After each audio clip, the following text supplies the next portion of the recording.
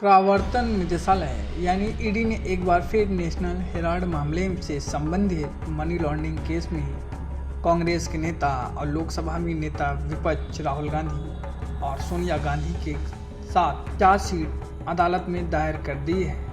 Court ने इस मामले में सुनवाई के लिए 25 अप्रैल की तारीख निर्धारित की है, लेकिन ईडी के खिलाफ कांग्रेसियों का प्रदर्शन अब सड़कों पर उतर गया है।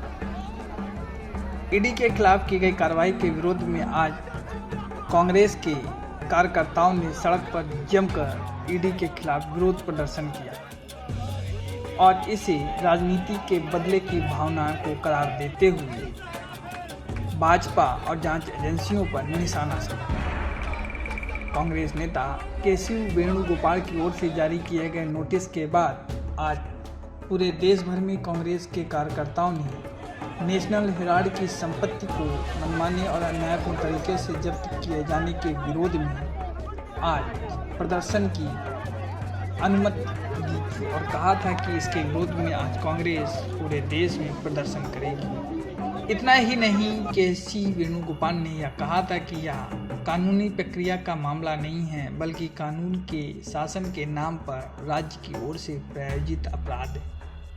ये कदम लोकतांत्रिक विपक्ष की विचार पर सीधा हमला है और सत्तारूढ़ पार्टी की ओर से डराने धमकाने की इस कोशिश है। ये बदले की राजनीति के अलावा कुछ भी नहीं है। अब सवाल आता है कि आखिर ये नेशनल हेराल्ड मामला क्या है। तो बता दें कि यह मामला नेशनल हेराल्ड अखबार से जुड़ा है। साल 1938 में भारत के पहले प्रधानमंत्री जवाहरलाल नेहरू ने इसकी स्थापना की थी। अखबार का मालिकाना हक एसोसिएटेड जर्नल के पास था, जो 2 और अखबार छापती थी। ये अखबार हिंदी में प्रकाशित होते थे, जिनका नाम था नवजीवन, और उर्दू में कौमी आवाज़।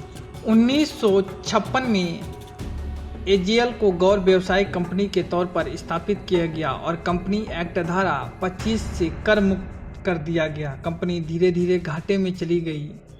कंपनी पर 90 करोड़ का कर्ज भी हो गया। इसी बीच साल 2008 में वित्तीय संकट के बाद इसे बंद करना पड़ा और इस पर विवाद शुरू हो गया।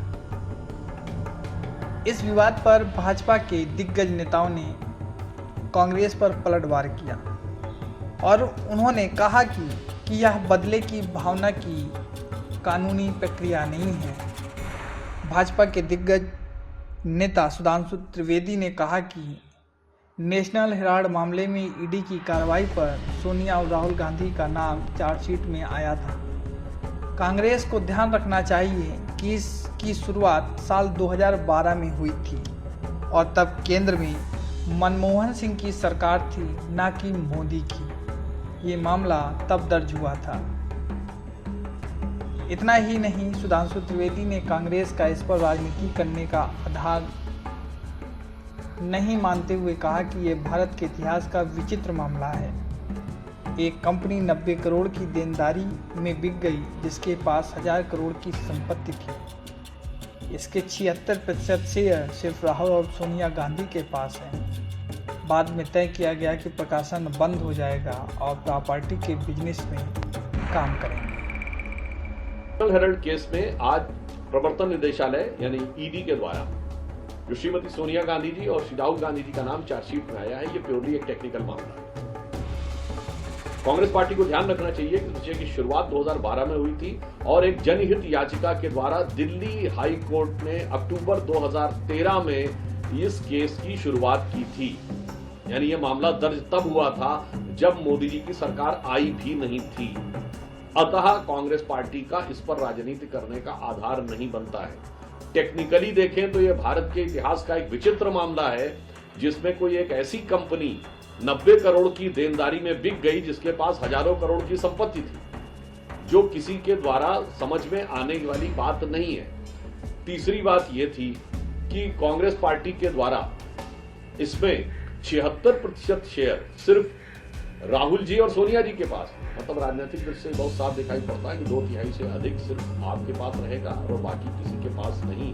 और मजे की बात यह है कि बाद में ये ने तय किया कि प्रकाशन बंद हो जाएगा और प्रॉपर्टी के बिजनेस पे काम करेंगे। ये अपने आप में बड़ी विचित्र बात है। तो कांग्रेस पार्टी से एक सवाल पूछना चाहता हूँ। आप कहते हैं कि पंडित नेहरू के द्वारा स्थापित थी, स्वतंत्रता संग्राम सेनानियों के द्वारा एजेएल एसोसिएटेड जनरल लिमिटेड स्थापित की गई थी। तमाम तो लोगों ने आपत्ति दर्ज की थी कि शेयर धारकों के पास शेयर थे उस जमाने के और उनसे पूछे बगैर ये दे दिया गया, तो ये गंभीर तकनीकी प्रश्न था। जहां तक मुझे ध्यान है तो शायद ये शांति भूषण जी ने भी इस विषय के ऊपर कहा था कि उनके पास भी कोई शेयर थे।